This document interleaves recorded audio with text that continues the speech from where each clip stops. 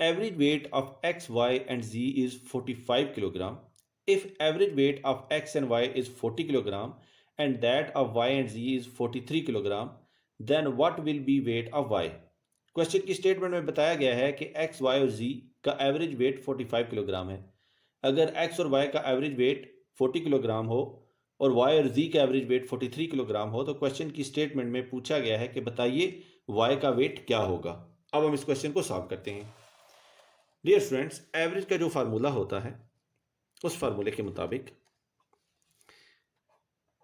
Average is equal to sum of values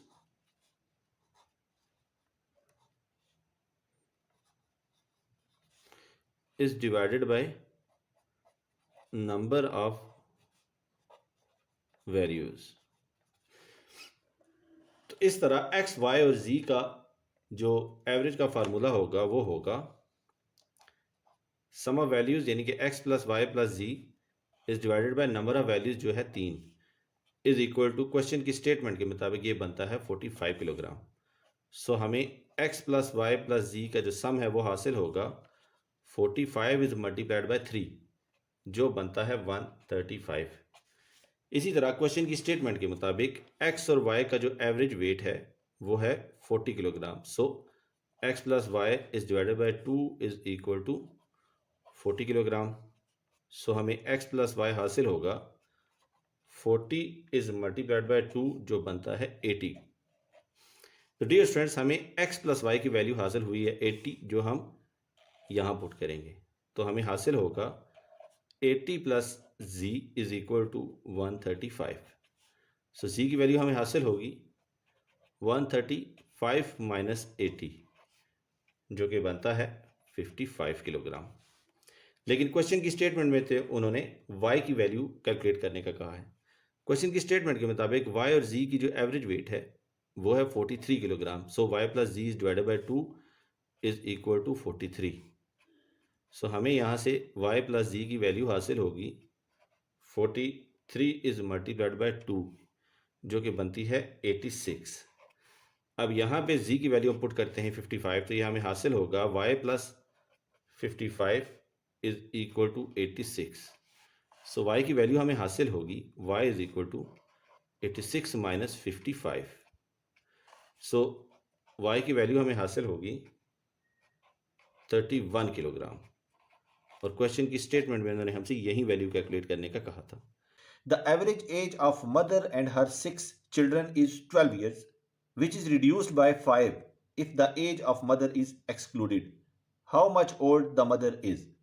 question की statement में बताया गया है कि एक माँ और उसके 6 बच्चों की एवरेज एज है 12 साल। अगर माँ की एज को एक्सक्लूड कर दिया जाए, निकाल दिया जाए, तो ये जो एवरेज है ये 5 साल कम हो जाती है। और क्वेश्चन की स्टेटमेंट में पूछा गया है कि बताइए माँ की एज क्या होगी। अब हम इस क्वेश्चन को सॉल्व करते हैं। डियर स्टूडेंट, इस क्वेश्चन में हम जो फार्मूला यूज करेंगे वो यूज होगा अरिथमेटिक मीन का, जो कि होता है x bar is equal to summation x is divided by n, जहां पे जो समेशन x है वो है sum of values is divided by जो n है वो रिप्रेजेंट करता है नंबर ऑफ वैल्यूज को।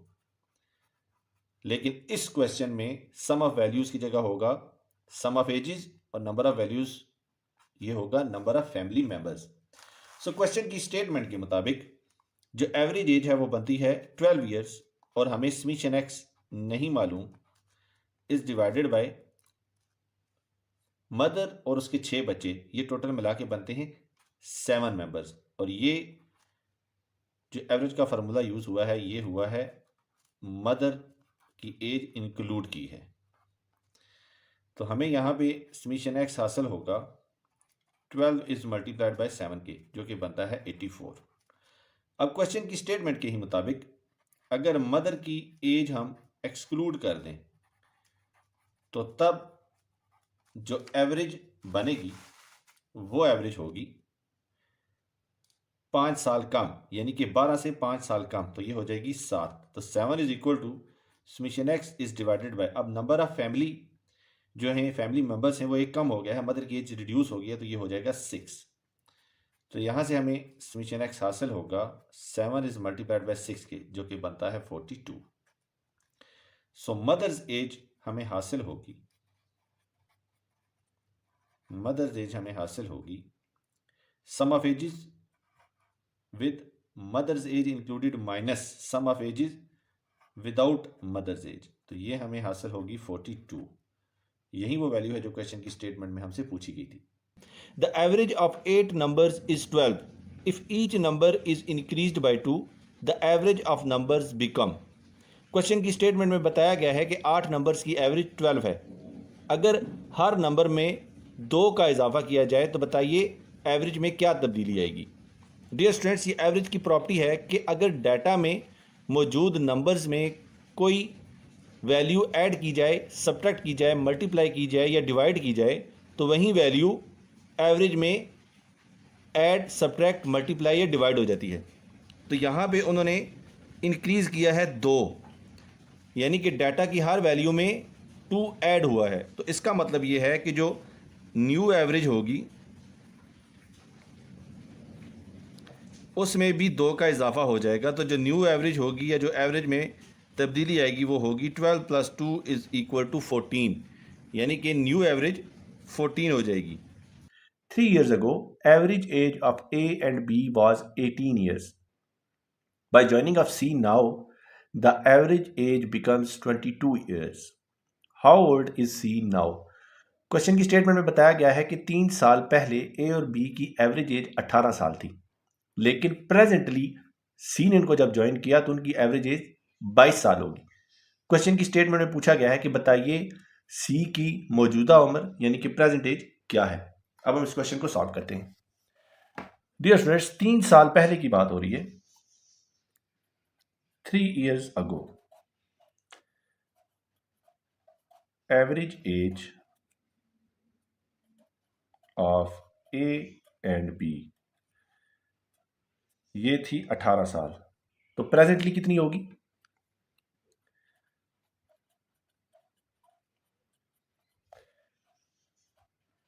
प्रेजेंटली एवरेज हो जाएगी 18 + 3 = 21 ईयर्स।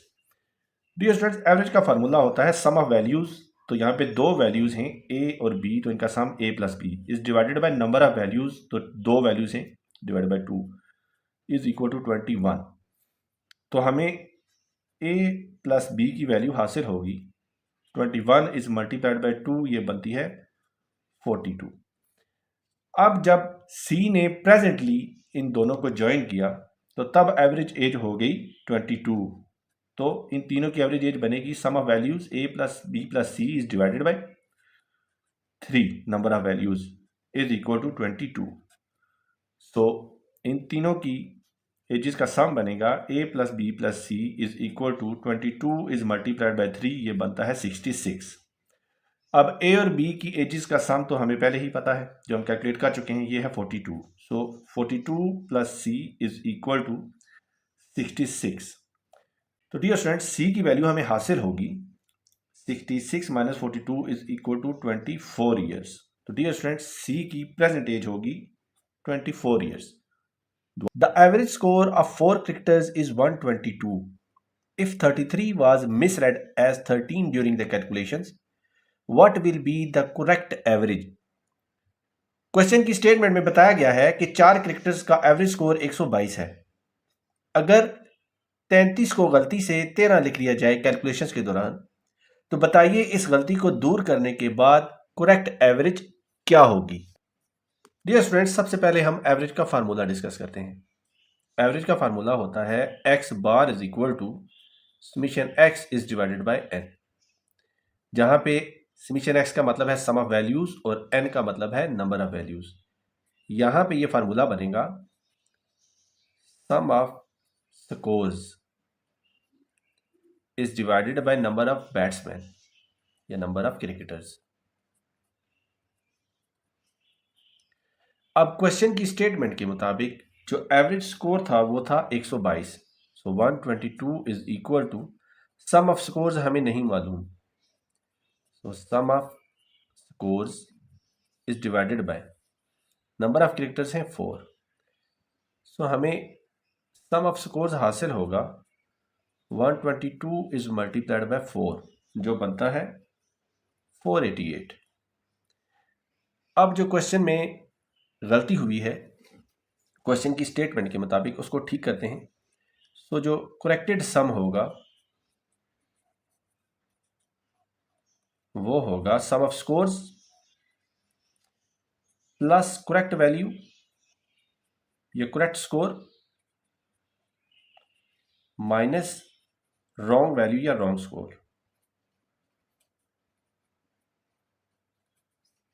सम हम कैलकुलेट कर चुके हैं। सम ऑफ स्कोर जो क्या है 488 प्लस करेक्ट स्कोर था 33 और रॉन्ग स्कोर था 13।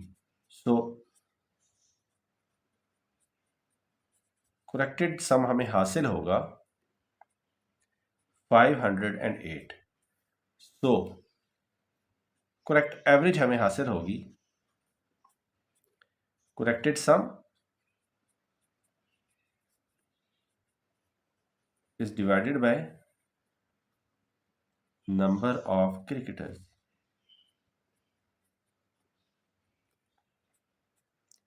करेक्टेड सम हमने निकाला है 508, इसको डिवाइड करेंगे 4 से तो हमें हासिल होगा 127। Average of 5 numbers is 27. One number is excluded. The average become 25. What is excluded number? Question की स्टेटमेंट में बताया गया है कि 5 नंबर की एवरेज 27 है। अगर एक नंबर निकाल दिया जाए तो तब एवरेज 25 हो जाती है। और क्वेश्चन की स्टेटमेंट में पूछा गया है कि बताइए वो एक्सक्लूडेड नंबर कौन सा है। अब हम इस क्वेश्चन को सॉल्व करते हैं। डियर स्टूडेंट्स, एवरेज का जो फार्मूला होता है वो होता है x bar is equal to summation x is divided by n. तो हम समीशन एक्स कैलकुलेट कर सकते हैं n is multiplied by x bar से, जहाँ पे समीशन एक्स जो है वो रिप्रेजेंट करता है सम ऑफ वैल्यूज़ को, एन रिप्रेजेंट करता है नंबर ऑफ वैल्यूज़ को और एक्स बार रिप्रेजेंट करता है एवरेज ऑफ वैल्यूज़ को।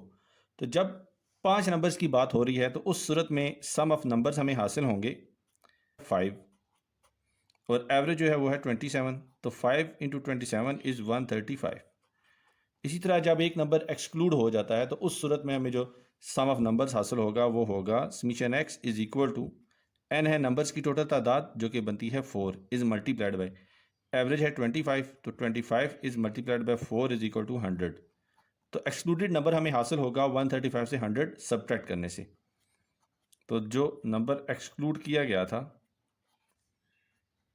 वो होगा 135 माइनस 100 इज इक्वल टू 35। और क्वेश्चन की स्टेटमेंट में उन्होंने हमसे यही नंबर कैलकुलेट करने का कहा था। Average age of mother and her 6 children is 12 years. If age of mother is excluded the average is reduced by 5 years. How old the mother is. Question की स्टेटमेंट में बताया गया है कि मदर और उसके 6 चिल्ड्रन की एवरेज एज बनती है 12 ईयर्स। अगर मदर की एज एक्सक्लूड कर दी जाए, निकाल दी जाए, तो तब जो एवरेज है वो 12 से कम होके 7 ईयर्स हो जाएगी। और क्वेश्चन की स्टेटमेंट में पूछा गया है कि बताइए मदर की एज क्या होगी। अब हम इस क्वेश्चन को सॉल्व करते हैं। डियर स्टूडेंट्स, सबसे पहले हम यहाँ पे अर्थमेटिक मीन का फार्मूला सिचुएशन के मुताबिक लिखेंगे। वो होगा sum of ages of mother plus her 6 children is divided by number of members, यानी कि फैमिली में जितने लोग हैं।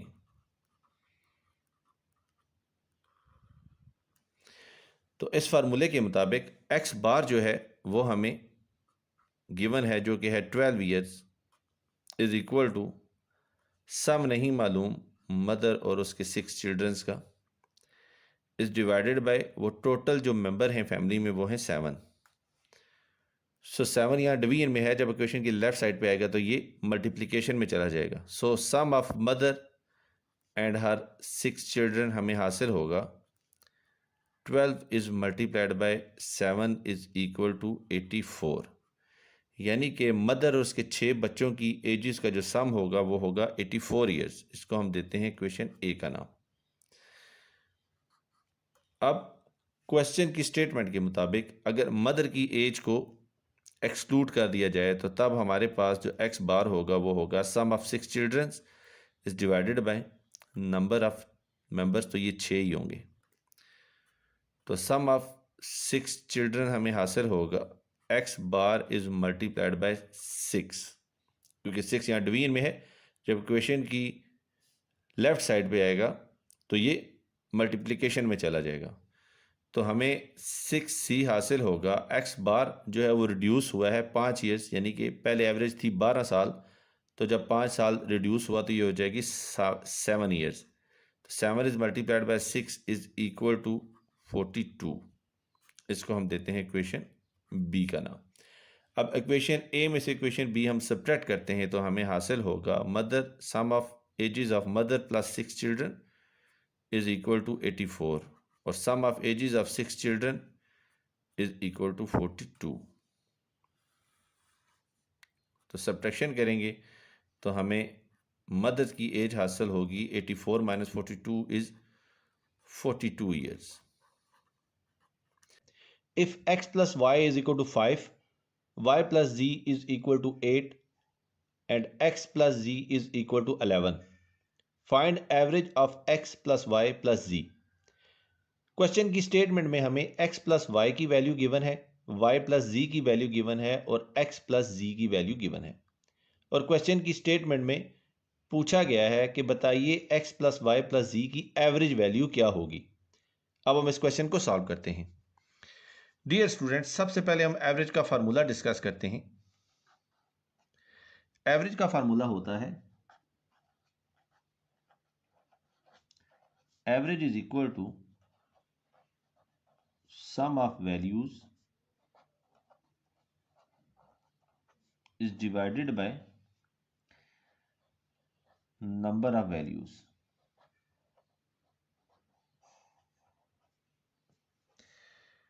अब क्वेश्चन की स्टेटमेंट में हमें x plus y, y plus z और x प्लस जी गिवन है।